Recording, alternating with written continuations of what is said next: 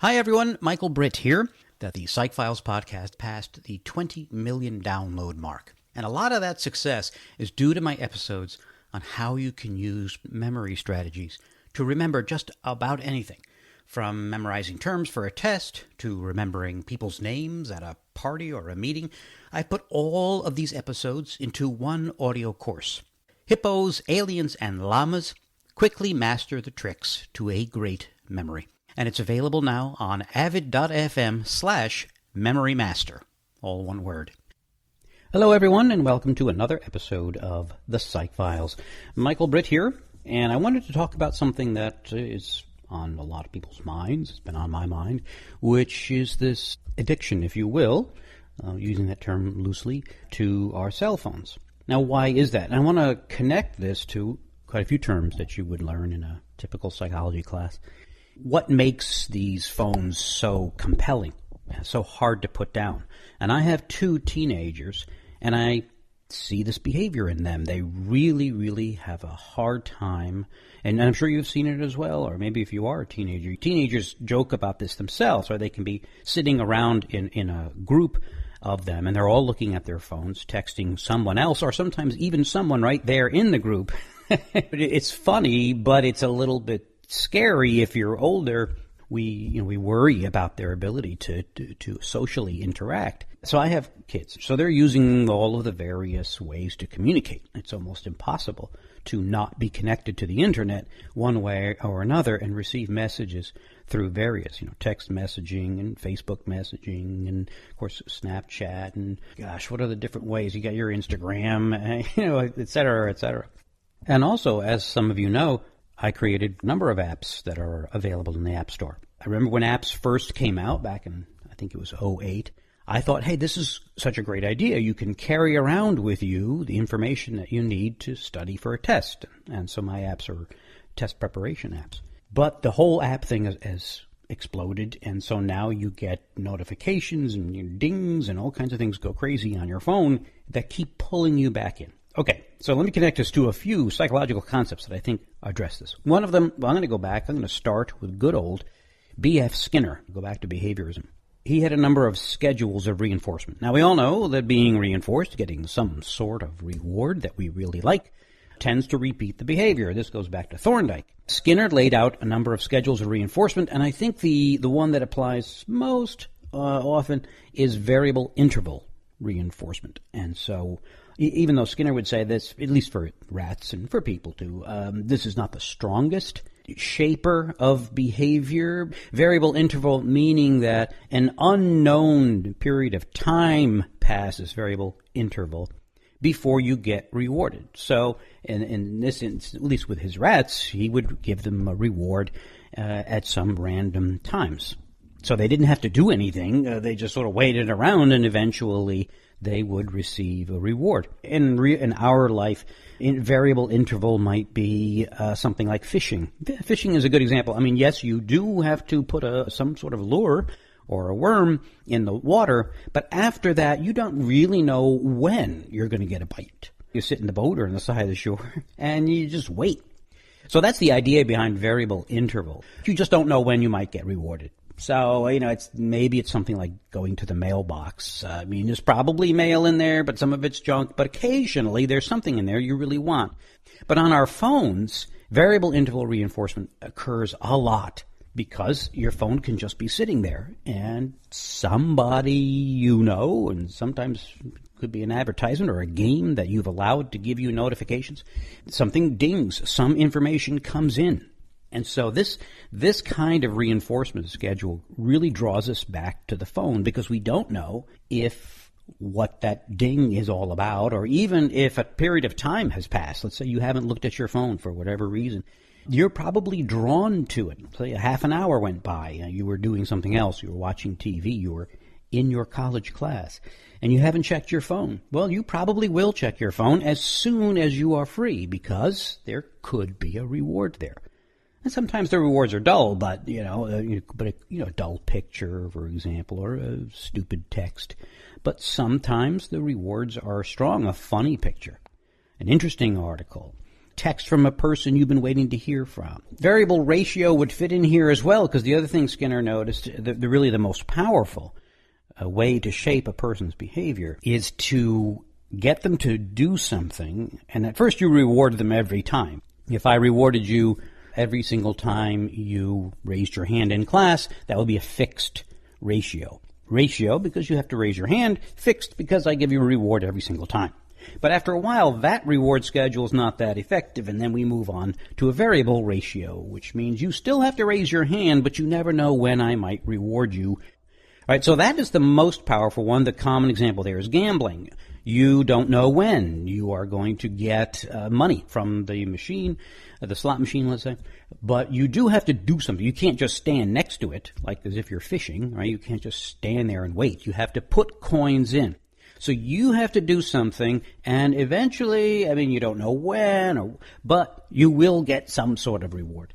And so with our phones, there's also a variable ratio component here, because if you don't participate at all, if you never post a picture to Facebook or to Instagram, well, then your chances of getting someone to like it, for you to get a notification that someone liked what you put up there or someone commented on it, if you don't post something, you're not going to get anything. So you do have to do something. So there's a little bit of variable ratio in here. Post a comment and probably someone will respond. So anyway, that would be how I think a behaviorist would look at why these phones are so compelling and such a big part of our behavior, because the rewards that they give us are certainly just, you never know when they're going to come in. Now let's move to maybe a biological perspective on this. Who are the people who are most, I'll use the term, addicted to their phones? And that would be teenagers. And what do we know about teenagers? We know a bunch of things. And by the way, I have an episode a little ways back in which I talked about the teenage brain, and I talked about Erik Erikson. So whenever you're talking about the lifespan, usually Erik Erikson's stages are mentioned. And so you're a teenager. What stage are you in there? Well, Erikson would say you're in the stage of identity versus role confusion. As you know, if you're a teen, or if you ever were a teen, it's a difficult time for a lot of reasons, but one of them is you are trying to figure out your identity. Who are you? Where do you fit in? What do people think about me? Where do other people put me? Am I one of this group or that group? So you're interested, and your phone gives you that information. Who's communicating to you? What are they saying about you?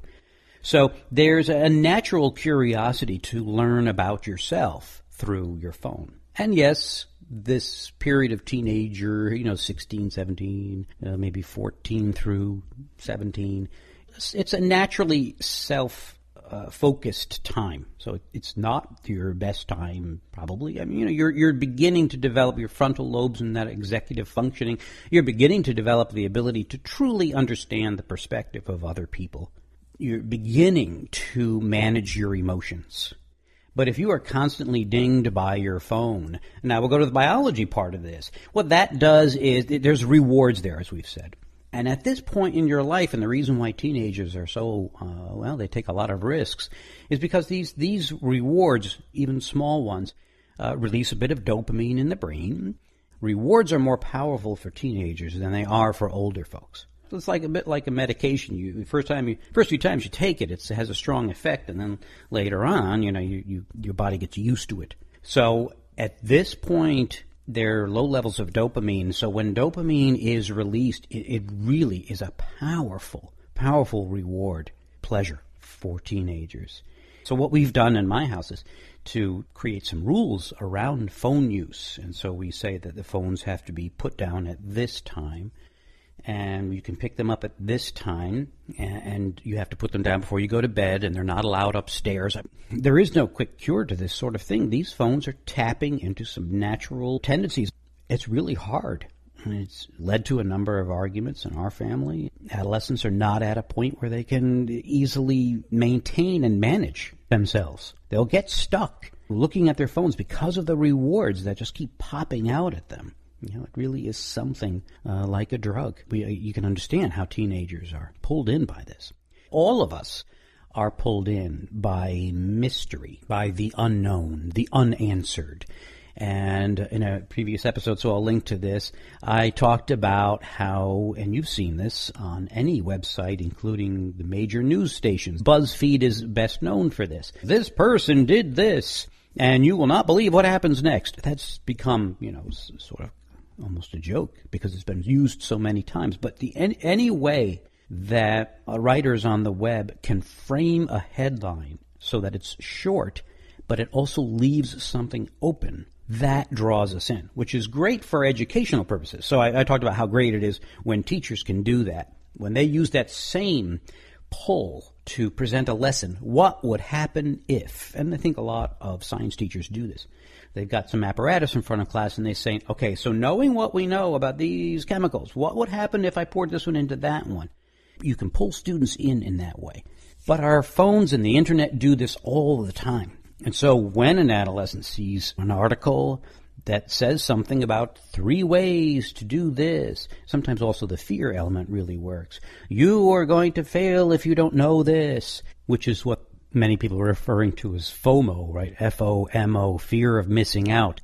But for adolescents, they're trying to figure out who they are, and so knowing what other people are doing and being a part of that is a powerful way for them to define themselves. So naturally, they don't want to miss out. And unfortunately, their phones are right there to tell them what's going on with their friends.